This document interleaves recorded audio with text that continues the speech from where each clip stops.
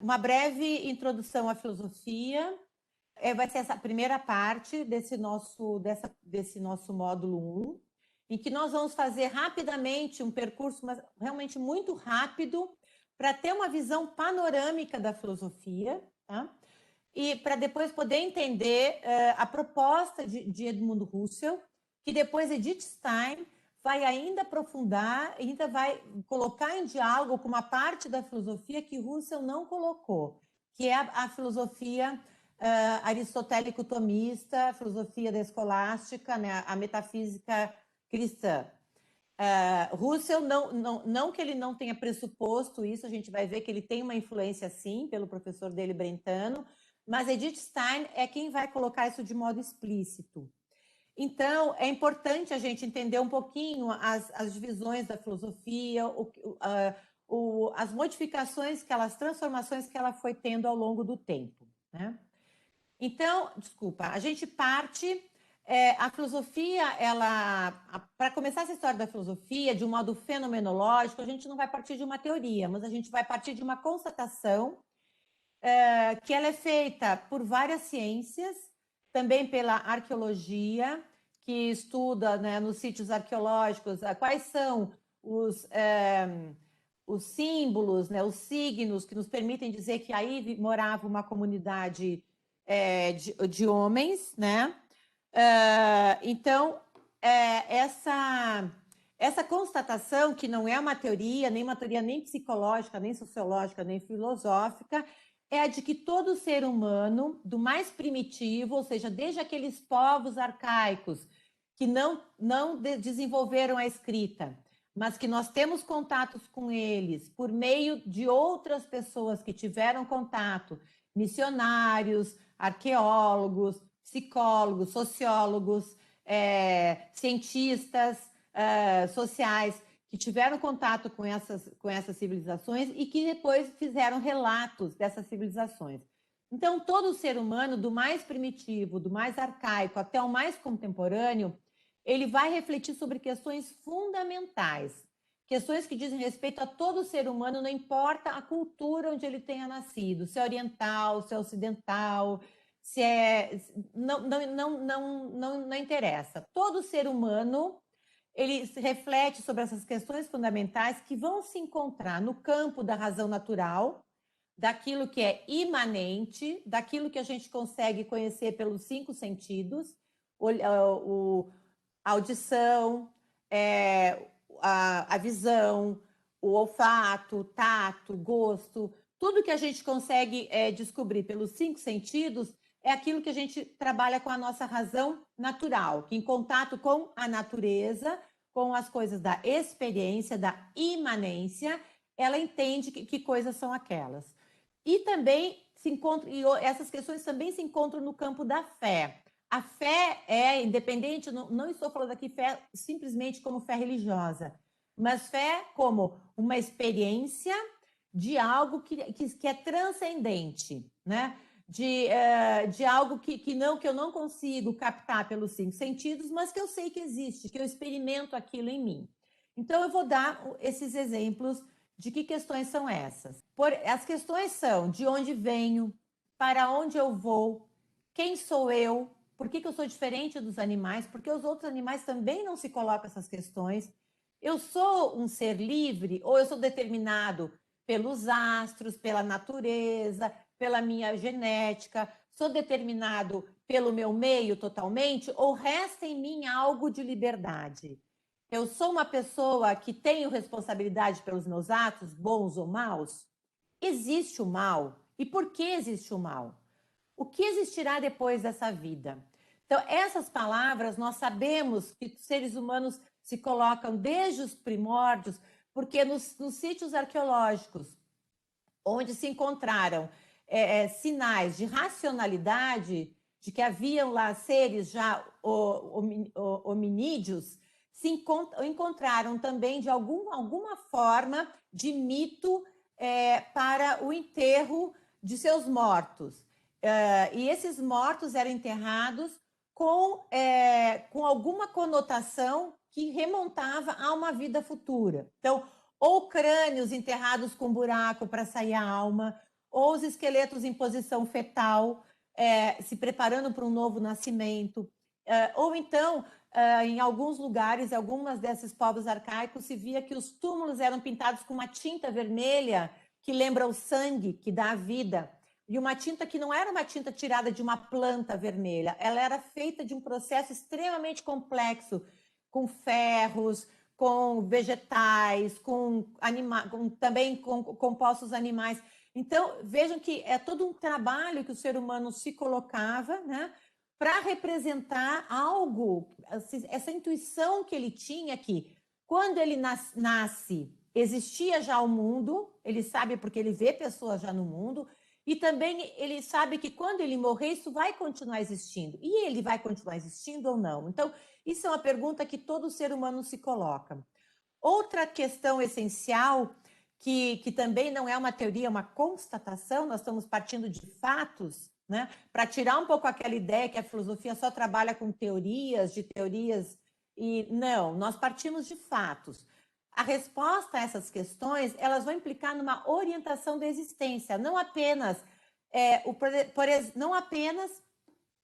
uma curiosidade intelectual. Por exemplo, o fato de eu acreditar que me resta liberdade, apesar de eu ser determinada pelo meu meio, pela genética, e por tantos outros fatores, implica numa maior consciência dos meus próprios atos, uma maior responsabilidade por eles.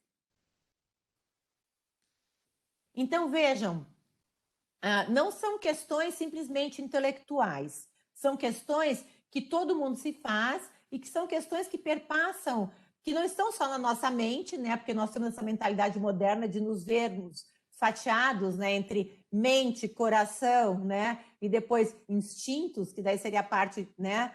De baixo. Essas perguntas e essas respostas envolvem todo o nosso ser.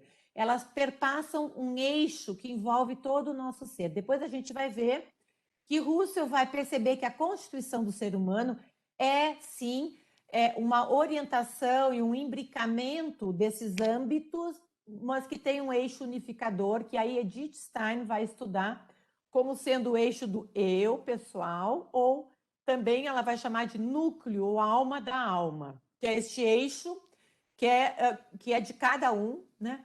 E onde essas perguntas elas não ficam só na superficialidade, mas elas também vão no profundo de cada um de nós. Dessas questões trata a filosofia, né? Então, das questões que se referem de onde eu vim, nós temos toda uma parte da filosofia, que foi onde ela começou, que se pergunta sobre o mundo, as cosmogonias e as cosmologias, do que o mundo é feito, como ele surgiu, como ele foi criado. Na aula dos gregos, nós vamos ver a diferença entre uma e outra. Na segunda questão, para onde eu vou, é a questão sobre Deus, ou o divino, ou a alma imortal, né?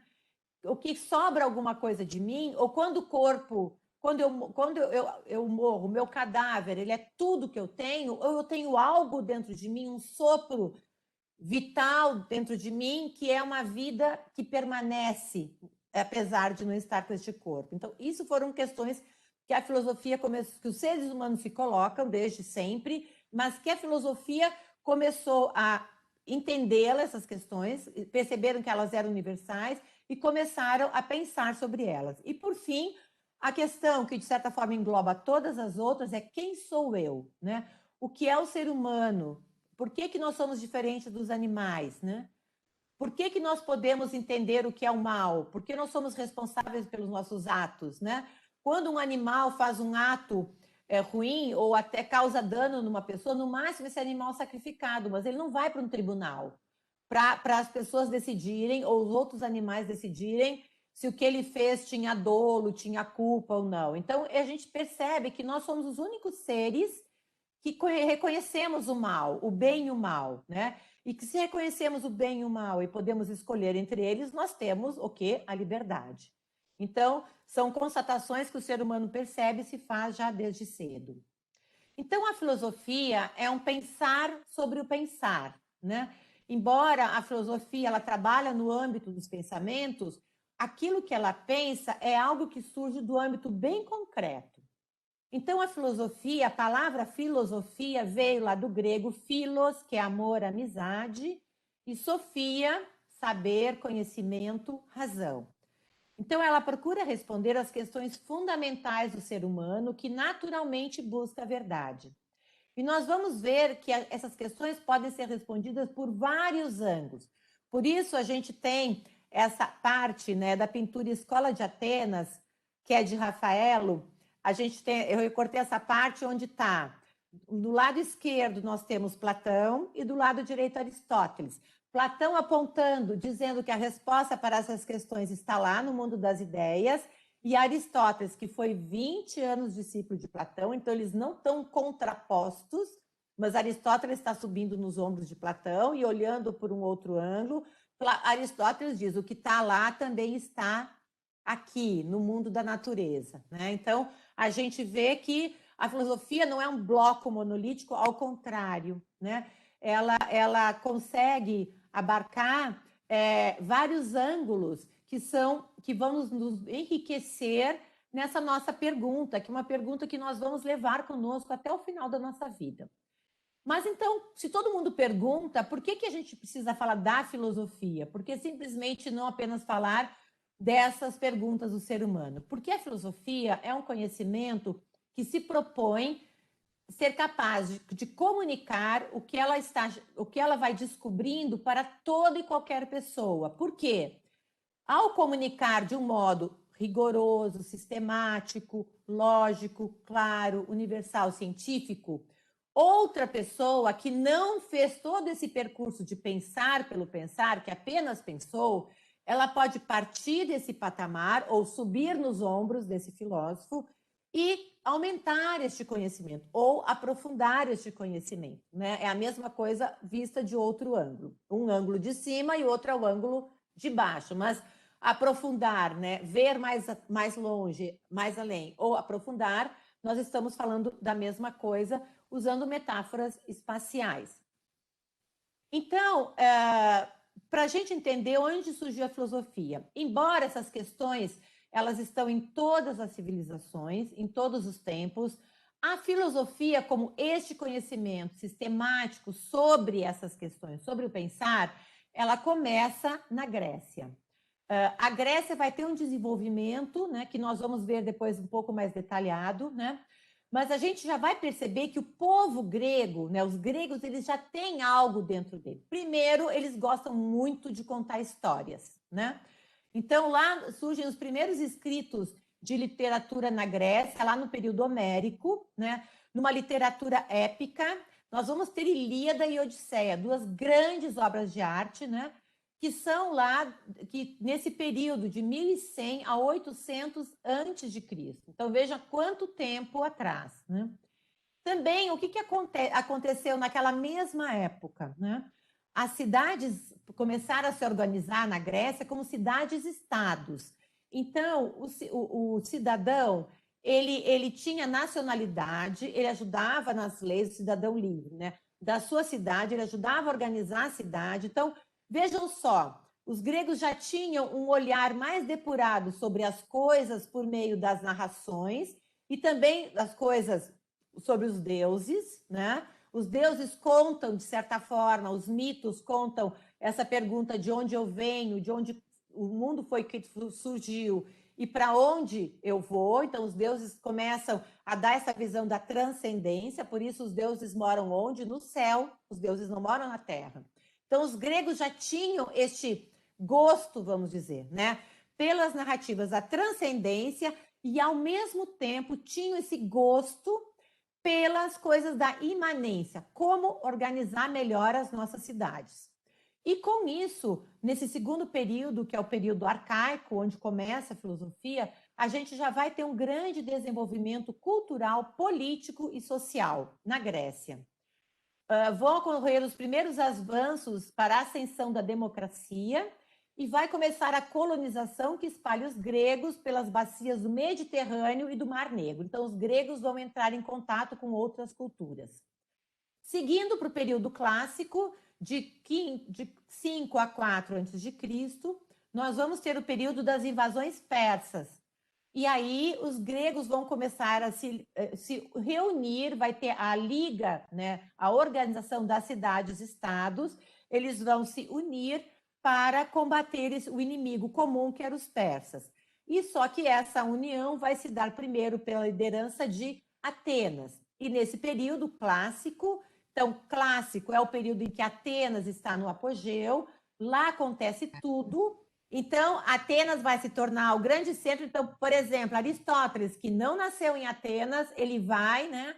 Nasceu de uma família rica e tudo, mas nasceu na Macedônia. Ele vai estudar em Atenas, 20 anos lá com Platão. Então, ele é o grande centro da civilização. Mas o que acontece, né?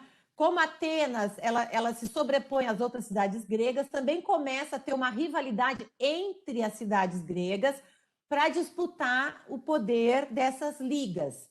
E aí começa a Guerra do Peloponeso e vai se iniciar depois em que Atenas perde e vai começar a hegemonia de Esparta, que depois também vai sucumbir sob o domínio de Tebas, né? O que acontece quando um reino se divide entre si? Ele se enfraquece e, por isso, em 338 a.C., Alexandre o Grande, rei da Macedônia, conquista a Grécia, o Império Persa e parte da Ásia Central. E ele é o nosso grande globalizador, né? Porque Alexandre, que teve Aristóteles como preceptor, como professor, conhecia a cultura grega e admirava, ele vai pretender criar um Estado multiétnico, um império, né? Onde a herança grega e a Macedônia vão coexistir com a persa e a asiática.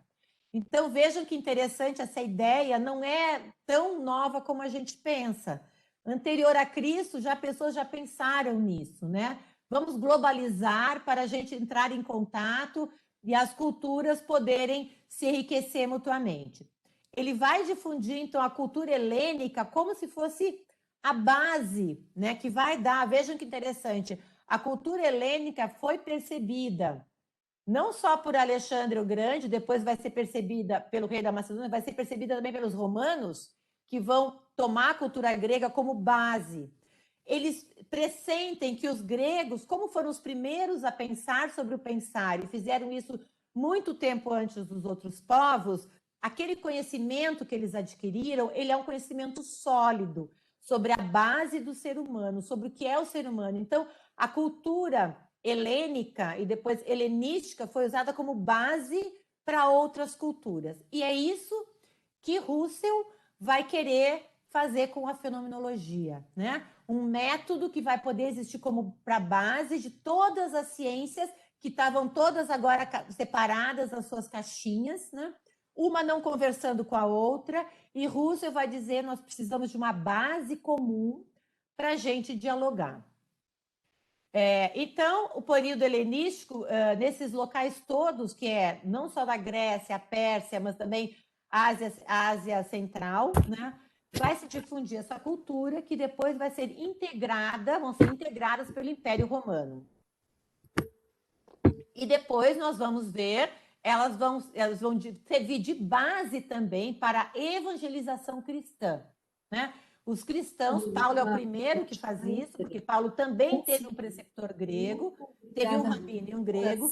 Paulo vai falar de cristianismo para os povos que não são da tradição judaica, que não conhecem o Antigo Testamento, que não conhecem a promessa feita aos profetas. Então, Paulo vai também se valer dessa base helênica, né, grega, para falar da missão cristã, da boa nova cristã. Então, o surgimento da filosofia ele vai se dar nas colônias gregas, no Mediterrâneo e no Mar Negro. Então, a filosofia não surge na Grécia, ela é anterior ao surgimento dela. Ela vai se sedimentar, ela vai ganhar uma forma mais sistemática lá no período clássico, mas ela vai começar no período anterior.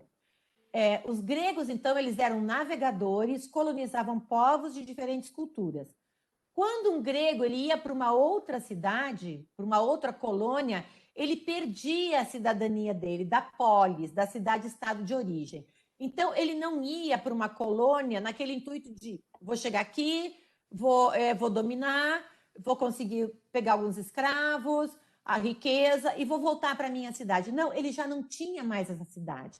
Então, o grego, além daquela riqueza, daquele olhar do transcendente, né, as Odisseia, a Ilíada, os deuses, né, Exildo também, né, a Teogonia, os dias, a gente vai ver isso. Além daquela visão de riqueza da transcendência que eles tinham pela sua literatura, da sua prática de como cidadão, como administrar uma polis, eles iam para essa colônia com um olhar de abertura, para levar aquilo que eles tinham desenvolvido já, né?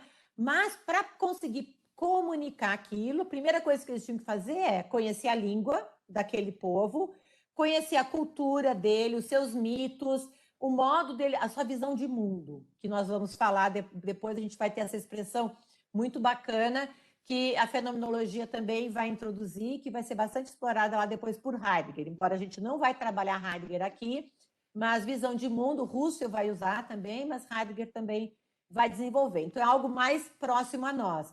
Mas, no fundo, o que os gregos percebiam é que nessas colônias, esses outros povos, vejam que também foi na Ásia Menor, sul da Itália, então, Oriente, né? Não só o Ocidente, povos bem diferentes, eles tinham diferentes mitos, e que, no fundo, eles foram percebendo, identificando um fundo comum a todos esses mitos.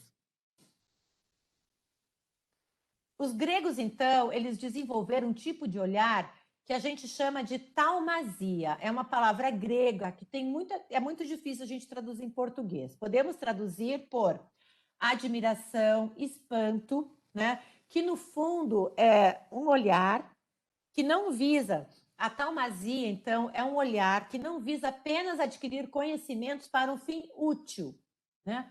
É uma observação de como as coisas acontecem no mundo, por exemplo, a regularidade dos astros, as estações, as colheitas, a fertilidade da mulher, etc. Essa observação de como as coisas acontecem vai levar os gregos a questionar o seu porquê, as suas causas e os seus princípios últimos. Vejam, então, que os gregos, eles de modo consciente, porque de modo inconsciente, nós vamos ver uma criança de poucos anos, uma criança que começa a falar, já faz isso, mas os gregos, conscientemente, eles passaram de questões quantitativas, observando a regularidade, como as coisas funcionam, para ver como elas podem ser utilizadas do melhor modo possível. Então, um pensamento utilitarista, com uma finalidade. Eles deram um salto para um pensamento qualitativo, um pensamento do porquê, das causas. Onde isso começa? Para onde isso vai? Onde está o fundamento disso tudo? Né? Então, esse salto qualitativo foi dado pelos gregos. Eles passam, então, a usar o raciocínio lógico, por isso, o logos, que vai aparecer depois em muitas das nossas ciências, ele vem disso. O logos, então, é um pensar que parte da admiração, parte de um olhar quantitativo e vai para um olhar qualitativo, que é olhar as causas, a regularidade das coisas, né? Por que elas são feitas assim? Qual é o telos? Qual é a finalidade delas? Então, tudo isso é o logos grego, que a gente também pode traduzir, na Idade Medieval foi traduzida por ratio, que a gente também pode chamar de verbo ou palavra, né? Mas num sentido bem amplo. E então eles passaram a usar o raciocínio lógico para tratar das questões que antes eram respondidas pelos mitos. A filosofia, quando ela começou a se estruturar como esta forma de pensamento, não mais apenas quantitativa, mas qualitativa, que procura as causas e os fins, ela começou a se colocar questões de ordem ética e moral, e de ordem estética também. O que é o belo? O que é o bom? O que é a justiça? O que é a verdade? E quando isso começou a ocorrer especialmente com Sócrates, já lá no período clássico, eu estou pensando alguns momentos, nós estamos fazendo um primeiro círculo, né? Depois nós vamos fazer um círculo um pouquinho mais profundo, mas eu estou pensando esses pontos para a gente fazer essa volta juntos, né? A filosofia, então, com Sócrates, agora já lá no período clássico, ela começa a se contrapor com o pensamento mítico. Vamos lembrar que o período clássico, especialmente nesse tempo de Sócrates, na metade da vida de Sócrates, é o tempo da Guerra do Peloponeso. Então, nesse momento, as estruturas democráticas começam a se enfraquecer. Quando Esparta ganha, a gente vai ver que vai ter os políticos colocados por Esparta para administrar Atenas, vão trazer para junto de si os sacerdotes para ajudar, né, a manter o status quo. Então, eles vão os filósofos vão começar a ser figuras que incomodam, porque Sócrates, que é mestre de Platão, ele vai começar a denunciar o mau uso que os homens políticos faziam dos mitos. Por exemplo, eles diziam que só podia ter direito a votar, né, o cidadão livre. O cidadão livre era aquele nascido em Atenas ou que tinha conseguido por nobreza o título e que tinha só ele podia votar porque só ele tinha capacidade da razão. E aí o que Sócrates faz? Sócrates pega um escravo, leva para a praça, para a ágora, né, para a praça pública, lugar onde os gregos debatiam as leis, começa a fazer perguntas para esse escravo e com as perguntas, que a gente vai ver depois que isso é o método da maiêutica, que é trazer a vida, parir, né? Sócrates vai propiciar com essas perguntas que um escravo consiga parir o teorema de Pitágoras. E isso causou um grande constrangimento nos políticos, porque essa ideia de que a cidadania era baseada no poder superior da razão, inclusive um poder que não era compartilhado com os escravos, com os estrangeiros, com as mulheres, com as crianças e todos aqueles que não caíam sobre a graça do poder dominante. Cada vez ia diminuindo esses cidadãos, né? Então, Sócrates ele é o grande modelo de filósofo, inclusive porque ele morreu por essa ideia. Ele foi julgado, condenado à morte, obrigado a tomar cicuta em praça pública, e tem um poema belíssimo de Platão, que chama-se Apologia a Sócrates, que depois é retratado por Jacques-Louis David, que é esse julgamento de Sócrates, em que Sócrates faz a defesa de que ele nunca ia negar tudo aquilo que ele falou, porque uma pessoa que busca a verdade, como ele buscou, com certeza, Sócrates disse, quando eu morrer, eu não vou para o Hades, para baixo, que é como os gregos acreditavam, que ao morrer eles iam habitar o mundo das sombras, mas Sócrates diz, com certeza eu vou para algum lugar onde tem alguém que sabe da resposta de tudo isso, e lá estarão outras pessoas que buscaram a verdade, o bem, a justiça, o belo, etc. Então, vejam essa intuição que Sócrates já tinha, né? E que depois a gente vai explorar um pouquinho mais quando a gente falar do diálogo entre o cristianismo e os primeiros cristãos e a filosofia grega. Então, depois desse pequeno panorama inicial bem rápido, a gente pode se perguntar: qual é o objeto da filosofia? O objeto da filosofia, então, são especialmente esse campo qualitativo, que é o campo das primeiras e últimas questões, a causa de tudo que existe e o fim para que tudo tende.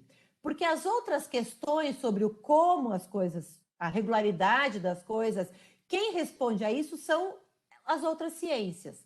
Agora, lembrem, nessa época não existia ciências ainda. Então, a filosofia vai ser por onde o ser humano vai começar a construir uma base sólida para depois desenvolver então, aquela raiz, né, sólida, que depois vai desenvolver aquele caule e aquela copa, que vai ser a filosofia, mas também os frutos que vão ser as outras ciências. Então, o objeto da filosofia, como esta raiz, que a gente pode ver na árvore do conhecimento, que eu coloquei lá no início, ela é tudo. A filosofia, ela trata de tudo, da realidade, do campo do ser, do campo da experiência sensível, do campo do real, como também o objeto dela é toda idealidade. Idealidade vem das ideias, o campo das ideias, dos conceitos, da linguagem, das palavras, que também, em certo modo, é transcendente, né? A gente não vê uma palavra aqui pelos 5 sentidos, mas a gente vai ver que a gente precisa dos 5 sentidos para conhecer as coisas. Então, isso é algo muito importante que tem que ficar muito claro para todo mundo desde o início, se a gente quer entender a fenomenologia. Nada pode ser excluído do universo da filosofia. Nem Deus, nem a questão da alma imortal, nem a questão da liberdade, por mais piegas que pareça, por mais... isso não pode ser excluído porque tudo que faz parte da natureza humana é objeto da filosofia. Então, apesar do objeto da filosofia ser tão amplo, a filosofia é um recorte, né? Ela faz dessa realidade e dessa idealidade por meio de instrumentos. Quais são os instrumentos de trabalho da filosofia? Aqueles que eu estou usando. O raciocínio puro, que é o mundo das ideias, os conceitos, que se manifestam na linguagem. Então, a linguagem falada, a linguagem escrita, a linguagem visual, né? Eu acho que a linguagem visual é muito importante para passar mensagem, por isso, ao longo de 14 anos, 15 anos dando aula, eu fui desenvolvendo esse material desta forma, porque eu acho que isso ajuda a gente, né? Porque não é apenas pelo ouvido, mas pela visão, mas a gente também, as outras percepções, né? As percepções de cores, as percepções de formas, né? Isso tudo ajuda a gente a captar aquela mensagem. Então, mas a gente capta pela linguagem e a gente vai expressar pela linguagem. Qual é o método de investigação da filosofia? Isso também é muito importante. E esse método, por isso que o círculo, né, já foi pensado desde o início pelos gregos, e não só os gregos, outros povos, como a forma perfeita, porque o nosso raciocínio, o nosso pensamento, ele é assim, né? Por isso que eu botei meu logo dentro de um círculo. O método, ele é raciocinativo, ou seja, ele tem uma parte que é indutiva, que vai da imanência para a transcendência, e depois tem uma parte dedutiva, da transcendência para a imanência. Então, do particular para o universal, do universal para o particular. Então, a filosofia deve levar em conta esses dois momentos, sem privilegiar um em detrimento do outro. E nós vamos ver que foi isso que a filosofia moderna fez. Para estudar mais profundamente, ela cortou ao meio, né?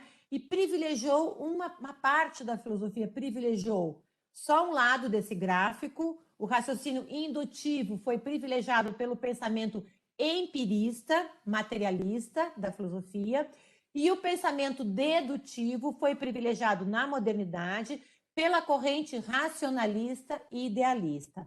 E aí se perdeu essa unidade do pensamento. E isso causa uma cisão no ser humano. Por quê? Nós vamos ver agora, porque este é o nosso modo de pensar. Ele é sempre um modo indutivo e dedutivo. E ele não é um círculo que para sobre si mesmo, que roda sobre si mesmo, porque se fosse assim, nós estaríamos nas cavernas, nós não teríamos avançado, não teríamos tido novas informações, e com novas informações subido nos ombros de novos conhecimentos e aí construído a nossa civilização, né? Mas sempre com a mesma estrutura. Isso é muito importante, os gregos intuíram isso, depois os fenomenólogos também, e depois o avanço das ciências do homem permitiu constatar isso, que a nossa estrutura lógica, né, ela é a mesma do que era no tempo do homem, do ser humano das cavernas, né? Se não fosse a mesma, nós não teríamos chegado aqui, né? Então eu posso dizer que nós temos o mesmo hardware, só que o nosso hardware foi recebendo atualizações ao longo do tempo. Quando o software dado era de uma quantidade tal, né, a gente conseguia fazer um upgrade, né? Para o bem ou para o mal. Não quer dizer que a gente está numa evolução sempre para melhor, melhor, melhor, melhor. Depende dos atos livres que os seres humanos fazem ao longo da história. Por isso é tão importante a gente resgatar essa união do raciocínio indutivo com o dedutivo, porque sem essa união, quando eles se separam, a filosofia perde a capacidade de falar especialmente de quem? De Deus, da alma imortal, da liberdade, do mal e do ser humano como diferente dos animais. A gente passa a ser visto como um animal um pouquinho mais sofisticado. Vamos voltar, então, para o nosso método filosófico. Todos nós nascemos filósofos. Veja uma criança muito pequena, quando ela aprende a falar, ela está colocando em prática esse método indutivo, ela está fazendo um salto qualitativo e está depois aplicando esse conceito que ela conseguiu formular, de novo, na imanência, no particular, dando um nome, conseguindo, então, identificar indivíduos. E ao identificar indivíduos e nomes, nós conseguimos construir frases, pensamentos e nos comunicamos. Então, o aprendizado da linguagem é um exemplo que foi dado uma vez por um querido amigo, infelizmente já falecido, mas que vinha muito ao Brasil e eu traduzia, é o padre Patrick Delubier, um grande sociólogo que estudou muito tempo, deu aula um tempo na Rússia e também trabalhou bastante tempo com as comunidades na China, então ele tinha esse olhar para as culturas diferentes. Ele fazia todo ano uma viagem Rússia, China, especialmente China e Brasil, nos últimos anos, quando ele estava com mais idade. Então ele chegava aqui cheio de novidades e ele era um grande estudioso. Ele se tornou padre com 50 anos, pelas mãos de João Paulo II, foi o bispo dele, então ele era encardinado em Roma, apesar de ser francês, e ele deu esse exemplo do au-au, ele dizia, todos nós nascemos filósofos. Uma criança que consegue dizer au-au, ela já está fazendo filosofia, né?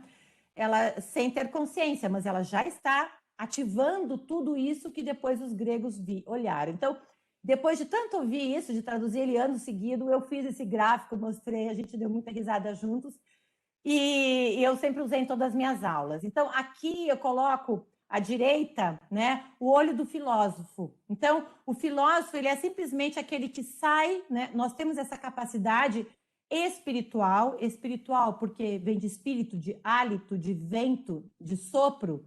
Nós conseguimos, pelo nosso intelecto, sair de nós mesmos e nos ver pensando, né? Então, espiritual em filosofia não tem nada a ver com religião, ou tem pouquíssima conexão, mas tem a ver com pensamento, vontade e sentimento consentido, né? Consciente, de modo livre, né? Então, essa é a nossa capacidade. Então, isso permite que a gente tenha esse olho que nos olhe, que olhe para nós mesmos e olhe para os outros.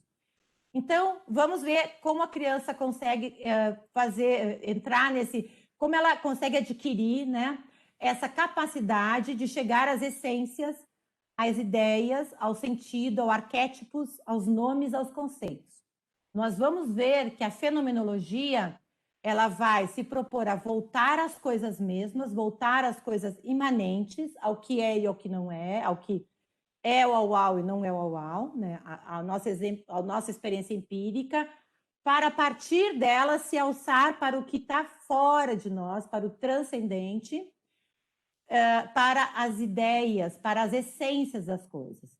E tanto Russell quanto, de certa forma, os gregos intuíram, mas depois foi Tomás de Aquino que numa forma sistemática, fazendo uma retrospectiva de toda a filosofia, desde Platão, Aristóteles, Santo Agostinho, todos os padres da igreja escolástica, etc., ele vai enunciar esta constatação, que depois Russell também vai dizer, nós nascemos com a capacidade de captar o sentido das coisas. Então, isso chama-se intuição ou intencionalidade, que é um conceito que foi começado a desenvolver lá por Brentano, quando ele começou a pensar uma psicologia não empírica, uma psicologia com alma, uma psicologia que não pensa o ser humano apenas como um animal um pouquinho mais evoluído.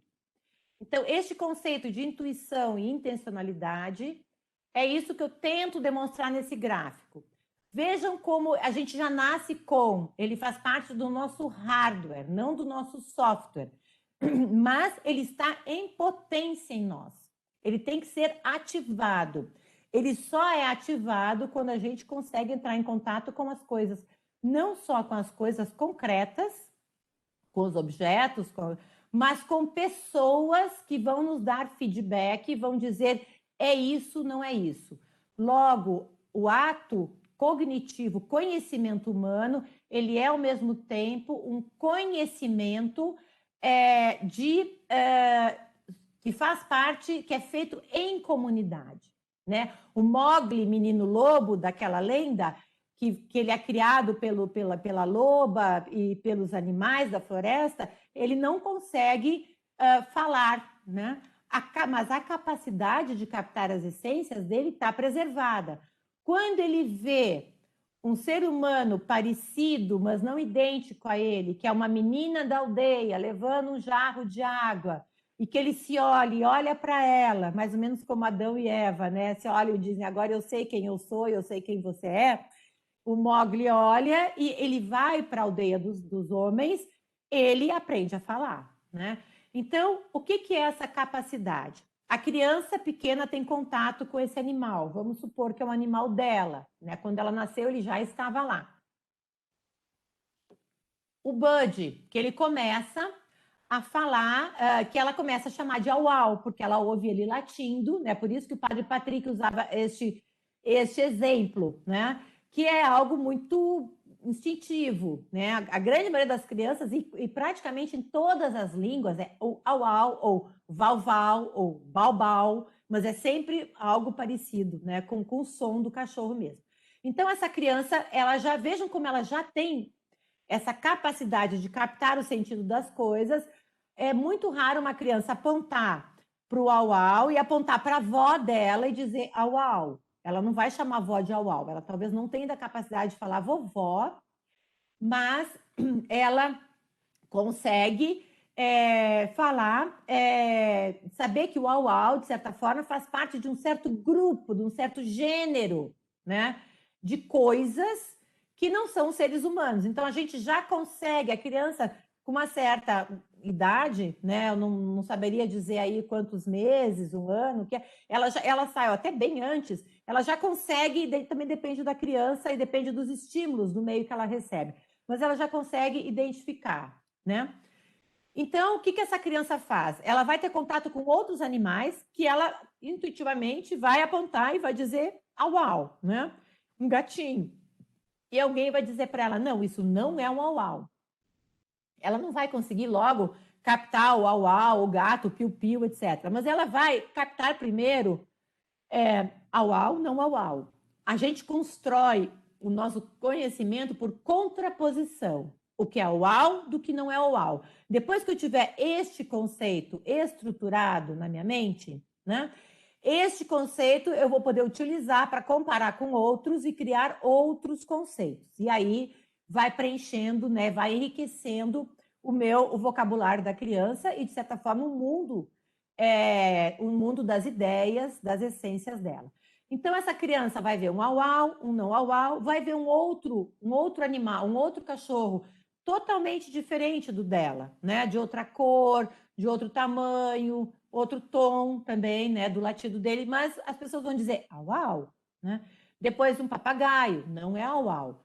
E o que a criança vai fazer? Por indução, né? O método indutivo, que é o método lá do empirismo, ela vai dizer, dado A, B, C e D, eu concluo, eu infiro au-au. Só que o filósofo percebe que esse au-au que ela inferiu não é o somatório dos au-aus e dos não au-aus que ela conheceu até ali. Porque se fosse isso, ela não teria capacidade de depois, com esta essência, com este arquétipo, com essa ideia, se ela fosse apenas um somatório dos au-aus e dos não au-aus, ela não poderia olhar de novo para o empírico, se entrar em contato com o fila brasileiro, que é o maior cachorro que existe, imenso, com esse outro cachorro, que é um cachorro que você bota no bolso, né, minúsculo, olhar para os dois sem nunca ter visto eles e dizer au, au, au, au. um é igual ao outro. Vejam, então, que ao fazer isso, ela fecha o círculo, né? Porque nós não pensamos assim e paramos, mas a gente vai fazendo um círculo, e esse círculo vai sendo ampliado, né? Então, a gente começa assim pequeno, depois vai ampliando, uma espiral, né? A gente pode ver de modo espelhado essa espiral naquele movimento quando a gente joga uma pedra na água, que vai abrindo os círculos, né? A Ângela Lesbello gosta muito dessa metáfora, eu também acho ela muito bacana. É ao contrário, né, do que, ou seja, quando o olho olha, ele vai olhar de um outro ângulo, né? Ele vai olhar do ângulo de cima, né? Então ele vai ver esse próprio pensar de uma outra forma. Vamos em frente. Então, a grande mensagem que eu queria passar, e a gente está terminando nossa primeira camada, né, do mingau quente, que eu gosto de usar essa metáfora que filosofar não é seguir uma linha linear, especialmente filosofar de um modo fenomenológico, que é o filosofar tal como os gregos conceberam, e que é, no fundo, aquele filosofar que respeita a ordem do nosso pensar, né? Que é difícil para a gente fazer, porque depois que a gente conhece um nome, a gente não fica mais se perguntando de onde esse nome veio. A gente o incorpora e passa a utilizá-lo na forma de um juízo, que aí sim é uma forma analítica, diferente do modo como a gente concebeu aquele conceito, aquela essência. Então, Russell, quando ele vai criar um método fenomenológico, ele vai trazer de novo todas aquelas questões que a filosofia, no fundo, estava só sobre a linguagem, o que é certo, o que não é certo, falando só sobre argumento. Russell vai dizer, vamos voltar para as coisas mesmas, vamos voltar para o modo como a gente vê as coisas. Então, eu fiz uma outra analogia, porque eu adoro água, né? Sempre nadei desde pequena, tive problema de coluna desde pequena, sempre nadei. E é uma analogia bacana, porque é uma coisa que eu descobri, eu nunca testei nos meus filhos, mas eu sei que é verdade, já vi alguns vídeos. Da mesma forma que uma criança pequena, ao aprender a falar, ela faz todo esse processo complexíssimo de indução, dedução, de salto qualitativo e a captação da essência, do arquétipo, da ideia, do conceito, da coisa, que você pode usar depois para preencher com milhares de outros indivíduos que são semelhantes, mas que não são idênticos àqueles que você viu, né? Acumular o conhecimento. Aristóteles vai mostrar que é assim que a gente acumula o conhecimento, né? Então, da mesma forma que uma criança pequena faz isso, uma criança pequenininha, se você jogá-la na água, ela vai ter um reflexo que vai fazer com que ela não aspire a água. Ela consegue travar e o pulmão dela vai estar com ar, né? Ela vai conseguir mergulhar, ficar um pouquinho, depois subir de novo, pegar o ar e mergulhar. Mas isso não vai tornar a criança um Phelps, né, um grande nadador, e também não vai tornar essa pequena criança um Platão. Para isso, é preciso treino. Agora, só treino não adianta. E é isso que a filosofia moderna perdeu, né? Por isso que é tão importante, eu achei tão importante montar esse tipo de curso num formato diferente de explicar a filosofia, né? Que é um formato fenomenológico. Então, de certa forma, aprender a filosofar é um pouco parecido com aprender a nadar. Não adianta vocês lerem todos os livros de história de filosofia, vocês lerem os livros dos autores, como não adianta uma criança assistir, por exemplo, em vídeo, pode até fazer simulação dos nados, como devem ser feitos, etc. Quando ela entrar na água, ela vai nadar cachorrinho, né? Que é o primeiro nado que intuitivamente a gente faz para poder ficar, nós que não somos mais crianças e que não temos mais essa facilidade, né, de mergulhar e continuar com ar no pulmão, a água vai entrar, expelir o ar e nós vamos morrer afogados, a gente faz de tudo para deixar a cabeça fora.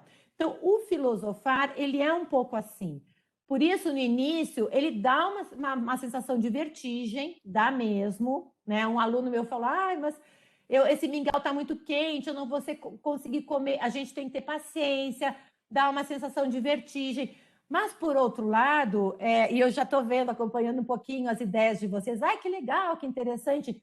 Esse modo de fazer filosofia, que é voltar às origens, né, do filosofar, ele nos permite um monte de ferramentas que a gente perdeu com o passar do tempo, a gente perdeu com a nossa maturidade, com o uso excessivo dos conceitos sem pensar naquilo que a gente está falando.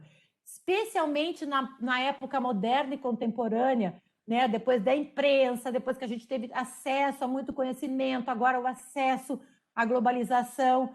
Então, vamos utilizar isso para voltar a refletir sobre como a gente pensa, como a gente reflete, e isso vai nos ajudar a muita coisa, vai nos ajudar a não cair nas polarizações, porque as polarizações são todas oriundas de uma separação do raciocínio, né? Ao separar o raciocínio, eu desconecto ele da realidade. E aí nós, ao invés de termos as ideias, que é aquele gráfico que parte do real, vai para os arquétipos, para as ideias, e volta e consegue lidar e aprender o que é o real, nós vamos ficar no campo das utopias, que ficam aqui, se disputando, sem acesso ao real. Ah, se a gente deixar a mão invisível do mercado, vamos deixar livre, todo mundo vai ficar bem, porque aquele que mais tem vai querer que o que tem pouco melhore de condição para poder comprar e fazer o mercado forte, etc. Nunca aconteceu isso, mas se disputa isso. Ou a outra ideologia. Não, o indivíduo sozinho não consegue nada, quem tem que fazer é a comunidade, né? Então, temos que ter um governo que controle tudo, que não tenha propriedade privada, porque daí sim o indivíduo vai aprender a dividir, não vai ter aqueles que têm muitos, outros que têm pouco. Então, a gente fica nesse âmbito e o âmbito da realidade é perdido, né? E aí a gente desaprende a refletir, a gente desaprende a conversar, a gente desaprende até a conversar com a gente mesmo. Então, o que é aprender a filosofar? Eu poderia dizer que é aprender novos conceitos, porque vocês vão ver, especialmente Russell, Epoché, redução edética, redução ao sujeito transcendental, noese, noema, ilese, iléticos, né? Elementos iléticos. Então, um vocabulário novo. Mas, no fundo, a gente não está aprendendo novos conceitos, e sim novos significados de conceitos que a gente já utiliza no dia a dia. O que os filósofos fazem? Quando eles sobem no ombro de um outro filósofo e eles conseguem enxergar um mesmo conceito de outro jeito, muitas vezes eles mudam, eles dão outro nome para esse conceito. E na Idade Moderna, como quase todos os nomes já tinham sido usados, Russell começou a pegar nome do grego, do latim, então o cogito, cogitatio, cogitationes, e isso tudo ele vai utilizar, mas para explicar isso que a gente viu aqui, né? Que o nosso modo de pensar é esse, e que, embora esse seja a origem do nosso pensamento, a gente, depois que consegue adquirir um conceito, então, depois que a gente adquire o conceito, a gente esquece isso e passa a trabalhar com os conceitos como se o mundo dos conceitos fosse uma cópia fiel do mundo da realidade, né? Então, a gente começa a trabalhar aqui e a gente vai esquecendo da realidade. Então, relembrar a realidade é algo que a gente não está acostumado. É quase como a gente ativar o músculo do cérebro lá que há muito tempo não trabalha. Quando que a gente ativa esse músculo? Não só quando a gente aprende a falar. A gente ativa esse músculo quando a gente aprende a escrever, porque a gente vai pensar sobre os conceitos de novo, de onde ele veio, ele é parecido com qual, sinônimo, né, antônimo, etc. Ou quando a gente aprende outra língua. Quando a gente aprende outra língua, a gente também vai ter esse novo aprendizado. Então, é mais ou menos isso. Por isso que dá para se dizer que cada filósofo novo que aprende é como se a gente estivesse aprendendo uma nova língua que vai nos permitir falar da mesma coisa sobre outro ângulo e vai nos enriquecer. Quem já não fez essa experiência de conhecer frases em outras línguas ou até uma outra língua e dizer, puxa, essa língua fala isso de um modo tão próprio que eu já pensava sobre isso, mas na minha língua eu não consigo falar. Um exemplo bem comum que nós todos brasileiros adoramos, né, a palavra saudade, que não tem em muitas, né? A grande maioria das línguas não existe essa palavra. As pessoas traduzem por nostalgia, sobre tristeza, e que, no fundo, não traduz saudade. Então, dessa mesma forma, as outras línguas têm outros conceitos que a gente vai aprender. Então, a filosofia é isso, é aprender alguns desses conceitos chaves, que, no fundo, vão ser ferramentas, vão ser como chaves que vão abrir aquelas chaves universais, que abrem várias portas que os ladrões têm para arrombar. Esses conceitos, se a gente conseguir voltar para aqueles conceitos das essências, a gente vai ter em mãos instrumentos que vão ajudar a abrir várias portas, especialmente do nosso próprio eu, para a gente se conhecer melhor, né? Porque ao ficar nesse mundo verborrágico de excesso de informação, a gente começa a viver no superficial e a gente não consegue entrar mais nos nossos âmbitos interiores. E Edith Stein vai mostrar que a nossa liberdade, ela só realmente ela é livre na sua completude quando a gente habita os nossos âmbitos mais interiores, quando a gente conhece a nossa própria personalidade, a gente conhece as nossas potencialidades. Então, é isso que uma filosofia bem feita, que não é autoajuda, não é autoconhecimento, mas ela vai permitir. Porque, no fundo, gente, quem faz filosofia, quem faz psicologia, quem faz teologia, quem constrói as utopias, é o mesmo ser humano, né? E é essa constituição do ser humano que Russell vai tentar nos mostrar. Então, linha do tempo, nós vamos passar por essa linha do tempo muito rapidamente, eu não vou detalhá-la agora, até porque eu já gastei bastante tempo, a gente começou um pouco depois, mas nós vamos ver e nós vamos usar esse fio condutor, aquela primeira constatação, que é essas primeiras questões que são na base do ser humano, que estavam lá nos mitos, nos mitos gregos, nas obras literárias, etc., são questões que têm a ver tanto ao campo da transcendência quanto ao campo da imanência. O campo da transcendência a gente vai falar a fé, e o campo da imanência a gente vai dizer que é o campo da razão, né, da razão natural. Então, o da transcendência eu fiz de vermelho e o da imanência de azul. Aquele azul ficou meio arroxeado aqui no meio, ó, por causa do amarelo. Mas, bom, o logos grego é o azul. E a gente vai ver que quando o cristianismo começa, quando tem a revelação cristã e quando os cristãos vão tentar falar um pouco dessa revelação, desse Deus que é o início e o fim de tudo, que explica o mal, que explica a liberdade, que explica o que é o ser humano e que todo ser humano é igual, é filho de Deus, tem o mesmo hardware desde o início, eles vão utilizar a base da filosofia do logos grego, né? Aqueles povos que não foram preparados pelo anúncio dos profetas do Antigo Testamento, né? Eles vão utilizar essa base grega, né? Grega, helênica, helenística, né? Romana, para falar sobre as verdades da fé que foram identificadas lá pelos primeiros cristãos como verdades com relação à physis, à natureza do ser humano, e não como mitos e ritos, tal como eram os mitos e ritos antigos. A gente vai ver isso aí. E a filosofia moderna é o momento em que eles se separam, né? E aí nós vamos ter um pluralismo de correntes de fé, né? Reforma protestante, contra-reforma, aí os anglicanos, presbiterianos, nós estamos vendo a civilização ocidental, tá? Esse é o nosso campo de estudos, e lá na razão, empirismo, racionalismo, que eu já dei esse exemplo, depois filosofia crítica de Kant, e entre elas depois a fenomenologia, que vai tentar unir de novo essa razão que se cindiu na modernidade.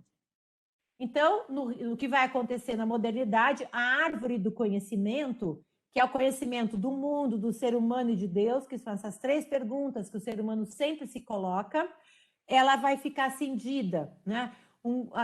Vão privilegiar ou só o tronco, porque é um conhecimento sólido, enraizado na matéria, objetivo, ou então na copa, porque é aí que dá frutos, as ideias, né? As utopias, o pensamento do idealismo, do racionalismo, né?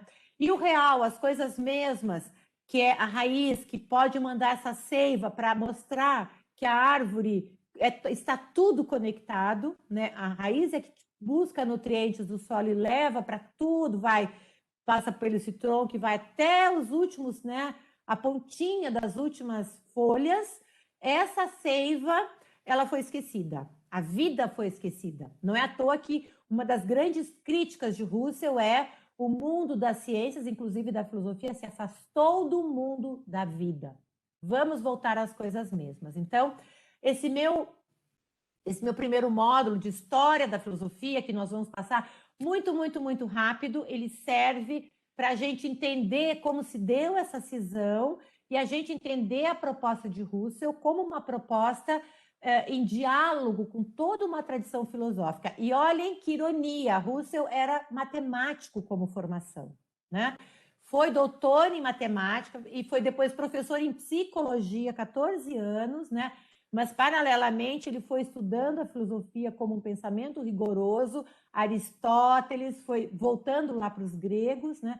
Ele não herdou só esses preconceitos do racionalismo, mas ele se diz um filho deste momento histórico, então ele dialoga com a filosofia moderna. Por isso, ele é imprescindível, né? A filosofia não é um voltar-se lá para os gregos, como um corta, copia, cola. Vamos trazer o pensamento dos gregos para cá? Não. Nós temos muitos ombros para subir depois dos gregos. Então, a filosofia tem a obrigação de dialogar com seu tempo presente. Dizia Hegel, que é o filósofo que eu estudei muito, muito, mais de 10 anos antes de ter conhecido Husserl e Edith Stein como filósofos, dizia ele foi o filósofo que reintroduziu a história, o campo da história na filosofia, logo após Kant. Ele é um grande crítico do idealismo e do racionalismo. E Hegel diz que a oração do filósofo é a leitura do jornal cotidiano. Então, um filósofo que não dialoga com o próprio tempo, sempre cuidando a ter a postura da coruja, né? A coruja, que é os olhos da coruja, eles esperam o dia da história baixar a poeira, né? Ir lá para poder olhar com um pouco de distância, mas ele tem que estar sempre se atualizando com o cotidiano. Então, o método fenomenológico, a gente vai ver isso no segundo módulo, né? Daqui a um mês, mas só para vocês sentirem gostinho, vem de phainomai, que é grego. Vejam como Russell vai pegar dos gregos, inclusive, para dar umas pistas para a gente, porque um método tão difícil da gente começar a estudar, né? Eu tive a graça de ter a professora Ângela Lesbello como grande, e a professora Irmã Jacinta como grande instrutora disso tudo, e também junto os outros alunos mais antigos dela, o professor Tome, e tantos outros que a gente começou a seguir, a conhecer e assistir aula, a ler livros. Então, isso me ajudou muito, porque a primeira vez que eu tentei ler o livro das ideias de Russell, é muito complexo. Mas vejam, então, a gente pensando nos gregos fica mais fácil de entender. Então, phainomai é brilhar, aparecer, mostrar-se, manifestar-se. Então, quando fenomenologia pega a palavra fenômeno, não é uma coisa evanescente, como a gente tem o hábito de dizer. Não, é aquilo que é tão essencial que é o que aparece, é o que salta aos olhos. Quando eu mostro para vocês isto, o que salta aos olhos para vocês? Primeira coisa que salta aos olhos não é que esse objeto é de vidro, nem que o líquido que está dentro dele muito provavelmente é água, né? O que salta aos olhos de vocês é que isso é um copo, né? Então, a essência disso é ser um copo. E todos nós, quando crianças, fizemos esse processo de entender o que era um copo. Nossos copos antes era uma mamadeira, depois aquele copo com canudinho, daí a gente já entendia copo com tipo uma canequinha, até a gente, né, se sentir grande e poder tomar com um copo. E um copo de vidro, então, demorou um tempo. Mas a essência é o que aparece para nós, né? E por que fenomenológico? O logos grego, não aquele logos que separou, né, o indutivo do dedutivo, e a gente vai ver isso agora na próxima aula, como os gregos intuíram esse movimento do conhecer, que é nessas duas, né, um olhar para cima e um olhar para baixo, como Platão e Aristóteles estão fazendo lá né, na gravura da Escola de Atenas, um para cima e um para baixo. Então, tem esses dois, eles estão, de certa forma, em comunicação. Então, logos é o discurso, palavra, razão, a racionalidade. Fenomenologia, então, é a descrição racional dos fenômenos, ou descrição de tudo que se manifesta. E ela é um método, ela não é uma filosofia acabada. Ela é um método, ela é um modo de caminhar, né? Um caminho, uma investigação científica, uma pesquisa. E o que o fenomenólogo, que já fez um pouco mais de percurso, faz, né? Que já comeu esse mingau até o final e que consegue preparar para os outros? É dizer, vamos por aqui, vamos fazendo assim, né? O olho que está lá, que já viu, ele pode ajudar a fazer isso. Então, o que a Ângela, o professor Tomi, outros professores fizeram comigo, me dá muito prazer em fazer também com vocês. Então, é um método. Lembrem lá em Sócrates, a maiêutica era um método também. Então, o método, ele é pegar pela mão, né? Pegar pela mão e ajudar a caminhar, para depois caminhar sozinha. Como a gente faz com a criança quando ela aprende a andar, né? A gente pega primeiro pela mão, depois fica um em cada lado, e a criança vai dar um pouco de passinho. Então, isso é a fenomenologia. Então, é algo que vocês vão ter e guardar para o resto da vida de vocês, se vocês continuarem aplicando. E é bom para aplicar em todos os campos, porque a filosofia, ela serve para absolutamente tudo. E ela não é relativa, ela é um campo rigoroso, sistemático, científico. Ela trabalha com as questões da verdade, né? Verdade absoluta, porque é uma verdade que não se atinge aqui totalmente, porque ela é imanente e também transcendente. O que é transcendente tem mistério, porque nós somos, nosso corpo, aqui o nosso cógito é imanente, ele é finito, desculpa, e na finitude a gente percebe, temos essa capacidade do hálito volátil do espírito de ir para fora de nós e voltar, mas quando o nosso corpo morre, a gente não sabe o que acontece, né? Nunca ninguém que foi voltou, né? Só quem humano, nunca nenhum ser humano foi, morreu e voltou para dizer o que acontece nessa forma de humano de novo, né? Então a gente sabe, para quem acredita, sim, Deus se tornou ser humano, mas sendo Deus, para morrer, ressuscitar em uma outra dimensão, com outro corpo, não o nosso daqui, não o que ele tinha aqui, um outro corpo, tanto que ele não era reconhecido rapidamente pelos discípulos dele, para mostrar o que vai ser o nosso fim para aqueles que acreditam, não fim para todo mundo, mas aqueles que acreditam sabem que esse é o fim de todo mundo. Então, a fenomenologia é um caminho que vai, né, como Edith Stein vai dizer, ela vai findar quando estivermos face a face com Deus, para aqueles que acreditam. Mas para aqueles que estão buscando a verdade, segundo Edith Stein, eles também vão se encontrar com Deus, né? Se isso existe ou não, a gente vai saber depois. Mas, segundo Pascal, é uma boa aposta, pois acreditar no transcendente nos permite manter o nosso raciocínio vinculado, né? E não ser uma presa fácil das ideologias, né? Independente do que seja esse transcendente que a gente acredita. Inclusive, dentro desse transcendente, nós temos o domínio da ética, o domínio da estética, então as coisas culturais, as coisas espirituais, as coisas abstratas, né? Tudo aquilo que a gente não consegue aprender, né, diretamente por meio dos 5 sentidos.